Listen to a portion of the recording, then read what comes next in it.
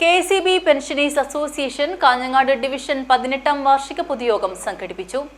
Hosdurg government സ്മാരക മന്ദിരത്തിലായിരുന്നു യോഗം ചേർന്നത്.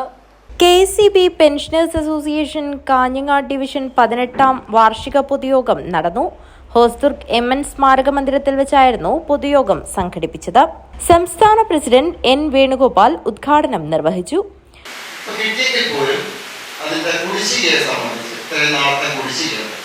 കഴിഞ്ഞ ഓഗസ്റ്റിലാണ് ഒരു 3% ഈ ഏപ്രിൽ മാസത്തിൽ 4%. രണ്ട് ഗഡുക്കൾ കഴിഞ്ഞ ഒരു വർഷം തന്നെ നമുക്ക് 2 ഗഡു താഴെ തന്നെ കിട്ടി.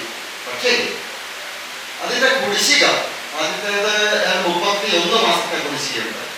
ഇപ്പോൾ കഴിഞ്ഞ മാസം ഏപ്രിൽ തൊട്ട് നമുക്ക് കിട്ടിയ ക്ഷാമബത്ത 4%.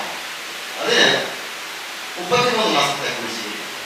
ഈ കുടിശ്ശിക എപ്പോൾ തരും എന്നുള്ള കാര്യത്തെ പറ്റി ഇതുവരെ ഒരു ഉത്തരവും അല്ലെങ്കിൽ തീരുമാനവും വന്നിട്ടില്ല എന്നുള്ളത്.